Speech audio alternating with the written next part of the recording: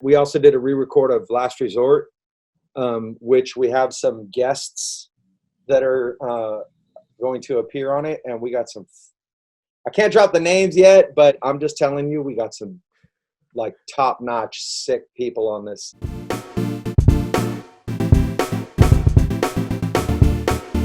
Hey guys, James Wilson Taylor here for Rock Sound with another of our video calls. We're catching up with everybody while we're all stuck in our homes. I'm delighted to say from Papa Roach, Jacoby's on the line. How are you, man? What's up, dog? How's it going? I'm just bugging out over here. Sorry, bad joke. Oh man, this is it. You're clearly going stir crazy out there, man. How's it all going for you in lockdown life? Over here. Got some company. I like that. Well, friends over there. That's all I got, dude. Nah, I've been good, man. I've just been home chilling. You know, we were out on tour with the guys in Europe, having a smashing tour.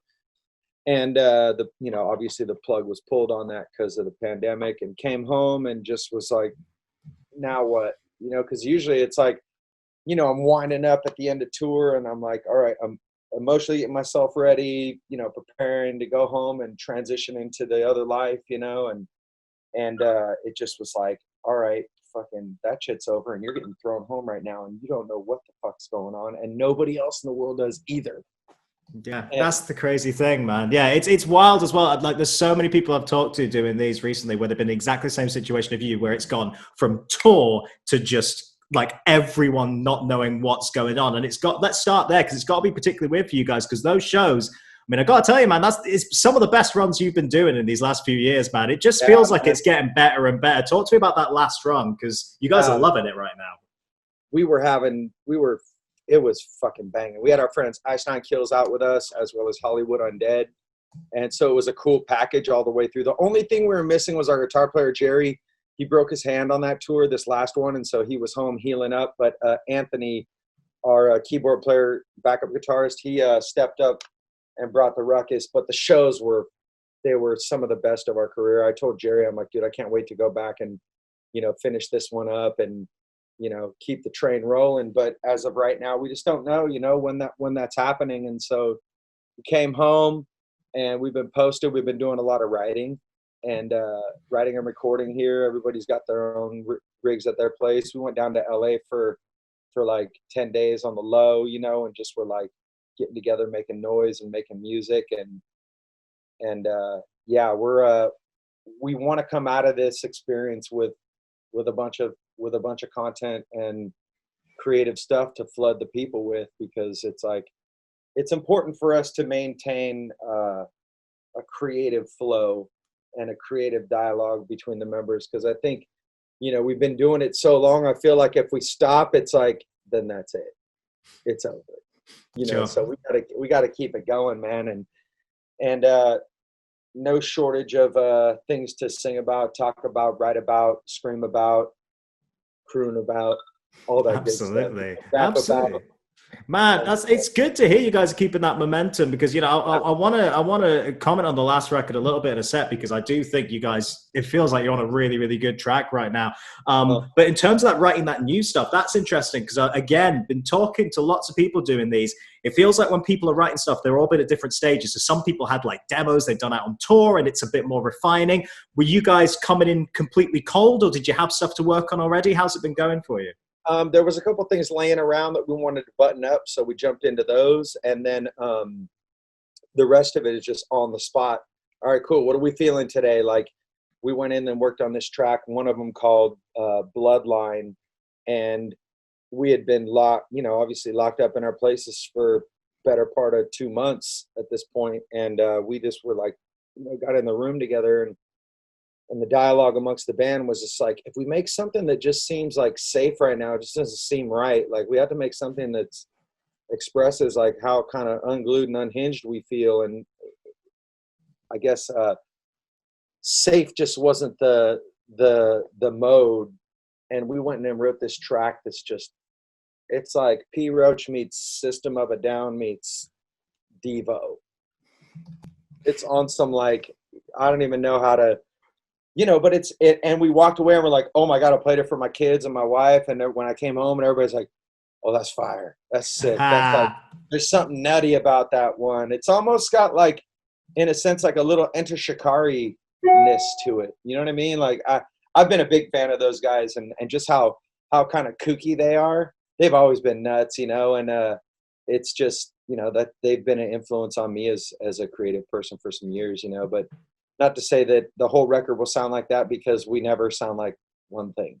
That's not the MO of the Well, band. it's interesting you say that, and interesting again dropping Shikari in there, because I feel like it's something that they've always done, and it's something you guys have really been pushing to do more and more of on these last couple of records. Yeah. Is just mixing up the sound like that and trying Yeah. lots of new things. So cool to hear you're still doing that. And I guess my question there as well is on that last record, which again went down so well with the fan base, and we've talked Yeah. about that before. Such a great record for you guys. What was really striking was the fact that you were peppering in those new sounds. So it sounds like that's the plan moving forward again, to just keep pushing yourselves in that way? Always, man. And there's some really, it's just, it seems right now for us, it's just a bit more about the extremes. It's like, if it's going to be fucking heavy, it's going to be brutal as fuck. If it's going to be electronic, it's going to be electronic as fuck. If, you know, like, we just want to push farther out into those boundaries. And it's trippy because I'll go and like, you ever listen to K-pop music at all? I'm dipping in. I wouldn't ever call myself an expert, but I've heard little bits here and there. It's impressive, the production stuff and everything. I can't necessarily say I'm a big fan of the genre, but what they're doing in K-pop is fucking crazy to me. It's like they're bouncing from genre to genre within songs, within like, and they're going to like, you know, and their stuff centers more in the pop world, but it's like they'll go from these different stylings within like a whole song.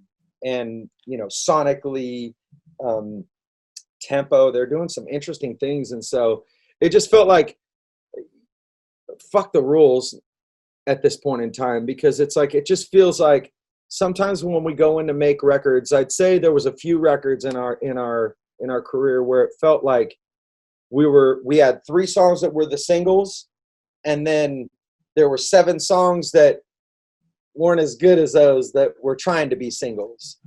And I just feel like when you're making records from that perspective of going, all right, we just got to make singles, it can get a little like taxing, you know. So on the last couple records of ours, Crooked Teeth and Who Do You Trust, we really were like, all right, well, we know what could be the singles, or what are the potential ones. Now, like with the rest of this record, let's fucking be adventurous, man. Let's take these people on a fucking journey to just, you know, wig them out. Plus, it's like we're coming into double digits, right? So we got 10 records out now. You know, the next one will be our 11th record, and you know, we signed a new record deal while in quarantine.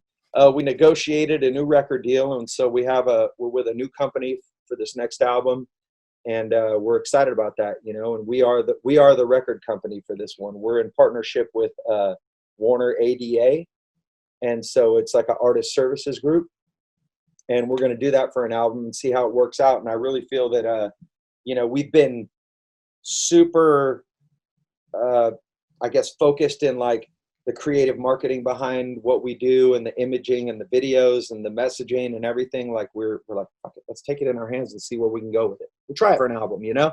Oh, absolutely. Why not? And I think that's a positive thing, because, like we have said, you know, particularly on these last 2 records, you know, I saw you guys, you know, you saw you at Reading and Leeds and stuff, and we've chatted a couple of times. It always feels like you guys are a bit more reinvigorated on this one, and you've said that yourself. You know, you really felt the passion with these last 2 records, and it's great to see you guys driving forward creatively. I guess in terms of this exciting new music, which sounds very exciting, when do you think we might hear that? Are you waiting for a particular time, or are you wanting to kind of hit the ground running as soon as you can, really? Right now we're going to do another session in the end of August and kind of see where we land. And I think we'll know where we're at with our first release at that point. We want to do another round of writing and just go, all right, now we have a bunch of shit together. What's the MO? What's the life of this beast that we're creating? And because it reveals itself over time. We can be intentional about what we're doing, but then it's also like, you just got to let the art take you where it's going to take you, and then at the end culminate it and see where you're going. But yeah, man, at the end of the year, I think we'll have something shaped up and ready to go, and then it'll continue on into 2021 and dropping a new record in the, you know, earlier in that year. And right now, though, we got a little something that we just dropped. It's a re-record of our song called Tightrope. That was the hidden track of Infest. and honestly, probably one of the most underrated tracks on the record. And so we wanted to really give it a new life. And so once we did the Infest playthrough the other day, we dropped that right after it, and we got a video coming here for that in a moment. And lyrically, honestly, man, if you get a chance, go check the track out and listen to the lyrics, because I wrote those 20 plus years ago, and they just seem like I wrote them yesterday. It's fucking, it's a trip, man. It really is poignant and speaks to the time that we're in right now. And so that's really crazy that we decided to drop this at this point. It wasn't like, oh shit, the world's fucking going crazy and what the fuck, we need to drop this song because it fits. It was all kind of, I don't know, it just happens that way sometimes. Yeah, it's interesting. I guess on that note, why was it you decided to re-record that track in particular? I mean, I guess that it is cool to be able to have the hidden track almost separate now and get people who maybe even missed it the first time round to actually be able to appreciate it in that way. Was that the thinking behind re-recording it this time? It was that was exactly. We were like, well, let's go in and do a couple of re-records and do something fun with them, because fucking why not? It's 20 years of this album. Let's celebrate it. And that song Tightrope, the secret track, the hidden track, people on message boards for years would just be like, oh, this song is, man, it's just so underrated. We love it. We played it live a few times and fans are just requesting it. And so it just felt natural to use that as the piece to celebrate the album, because it didn't get like the recognition that we felt, and also that song, the original version of Tightrope, was like, it was full-time, and it was more like a fucking Foo Fighters punk song in a sense. Like it had a real kind of upbeat tempo, and the producer heard it and he's like, well, it doesn't seem to really fit your album, so why don't you guys try to flip this song on its head and see what we come up with? And so we flipped it, and kind of it has a bit of a reggae feel to it, and so it brought it a new life, and it's a special one. And so we dropped that. We also did a re-record of Last Resort, which we have some guests that are going to appear on it, and we got some, I can't drop the names yet, but I'm just telling you, we got some like top-notch sick people on this. Okay, I'll tell you what, I know, because I know you won't want to reveal it, and I don't want you to spoil any surprises because it'll be very cool, but give me a clue, give me some kind of cryptic hint there just to get the creative juices flowing here. All right, there's somebody from like the modern rock era that's fucking speaking to the people, for the people right now. He's a badass. And there's somebody from the hip hop scene. There's three people in total. There's somebody from the hip hop scene that's old school, and there's somebody from the current hip hop that's going on right now. And so we got a little bit of these three different personalities that are going to be. We're not sure if it's all on one track or if there's three different versions. We're coming to that point right now, so it's going to be fun to play with, and a cool way to celebrate the track, and that's coming soon. Man, what a cool idea. I like that. That's a really nice idea. It's got the right edges to it. It's got the right people, man. So it feels authentic, and Last Resort, it's one of those kind of timeless type tracks, and we wanted to get people that we felt were fit, will stand that test of time.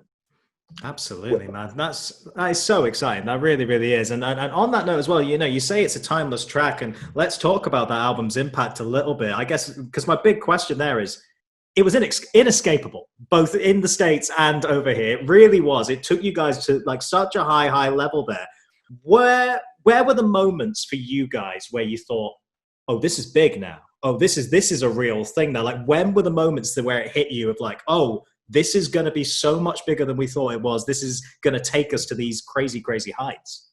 I think one of the first moments for us is when we were asked to come to TRL in New York and present our video or whatever, or be guests on that show. And I remember it was like, all right, well, they only have like the fucking Backstreet Boys and like, and I hadn't seen Korn on there yet, or maybe I had, maybe their videos had been on there, but I hadn't seen their faces on there. And I just remember going in, just going, this is like a fish out of water, dude. Like, this is weird. We're in Times Square. We're at TRL MTV. Like, this is surreal. and just being kind of nervous in those spaces. And next thing you know, that became our new home. We showed up at MTV. We were at MTV all the time. We were at all the places, you know, Top of the Pops, and you know, it was a trip for us. But that being one of the first moments, and then I'd say New Year's Eve performing at MTV when the ball dropped. Us and Marilyn Manson amongst a bunch of other people, and being in Times Square on a platform above the people watching this thing come to, it was just like, what the fuck is happening? And it was a blur, man. It all was a blur. So crazy, man. So crazy. And again, yeah, it's funny you mentioned Top of the Pops there as well. I remember Yeah. watching that over here in the UK. I guess a lot of American viewers maybe don't realize how big a deal that is. Like, that was a show that, I mean, it's still on occasionally, but that went on like as an institution from like the 60s through to like, it was the show, the British TV appearance, that. I remember they were like, you guys, we need you to lip sync to your song. And I remember just going, fuck no. You fucking talking about lip sync? They were like the Chili Peppers, you know, Anthony just sang over the band playing. And I remember it was a big stink. It was a big like issue for us. I was really pissed off about it. I thought it was lame. And so we performed live. We fucking raised a funk, and we're like, we're performing live. Fuck you guys. We're a fucking live band. Rightly so, man. Rightly so. No, good on you for putting your foot down. That makes sense, man. An iconic TV moments. That's what we want. You mentioned the live stream as well. Like, that's a really cool thing to do, obviously, in this weird time. What were the kind of challenges there? How do you guys put that together in lockdown, essentially? You know, so we were brainstorming, you know, on a conference call, going, what the fuck can we do? What could we do that like is engaging with the fans? That, you know, we wanted to go perform in Fest and celebrate this record with the fans, but we can't obviously do that. So what are we going to do? And we were like, let's just live stream a show. People are doing it. Like, you know, we see them doing it with just their camera right there. Like, let's do something with a little bit of, you know, not just off, you know, your phone camera going, oh, I'm going to play some old school shit. Let's do something that felt produced. And so we teamed up with some people that we know in the business and created this piece of content, and had some videographers come down, and we shot it in Sacramento at a studio that we used to own, and just got together for like, it was like 2 rehearsals before it, played the songs a shit ton of times and got them as tight as we could. And it was cool because the week and a half prior to doing this, I started listening to all the music that I was listening to at that time while we were writing and recording in Fest, just to kind of get my head in the headspace of it, you know, and break out the old Adidas shell toe shoes and, you know, romp those things around, and, you know, throw the Dickies shirt back on, you know, buttoned up to the top, and throw it down, and just kind of got into the character and the headspace of it. And we had a really good time doing it. And I think it'll be interesting to see how that affects like what we do when we write again. Cause we were like pretty amped up as to like, wow, like this music's fucking dope. And it's really simple, not super produced. So, you know, I think elements of that will influence us as well as when we go into the next writing. So who knows, man? I get scatterbrained when I talk about the recording and writing, but that's kind of the beauty of it. Well, yeah, and it's going to be inevitable, isn't it? Revisiting something like that, obviously, is going to bring it to the front of your mind. And I guess with those tracks in particular, a fair amount of that must have been in your set, in and out, you know, in various combinations. Absolutely. So which were the tracks then where you had to go, oh, wait, how does this go again? Was there anything you kind of had to relearn there at all? Absolutely, man. It was like the second half of the record, like Snakes, Revenge, Binge, Thrown Away, Never Enough. A lot of those we were like, we hadn't played in years. Legacy, that was another one that we did. We hadn't played that in years. And it was funny because we got done rehearsing Legacy, and everybody in the band was like, dude, this song's fucking sick, man. Like, why weren't we playing this one live? Like, why did we let this one kind of sleep? And lyrically too, man, on some of the older tracks, like going in and singing them again and putting my head in that space, it was like, all right, like I wasn't always just writing about like my emotion, you know, I was writing about my feelings, but I was a little bit more like socio-political. And it was I feel that some of that needs to come back into the fold, you know, what we stand for, what we believe, who I am, you know, in this landscape of today. And so that's exciting. That's really exciting. And to let that old me influence the new me, you know, because life continues to change, but maybe there were some messages that I was spitting that could speak to me again.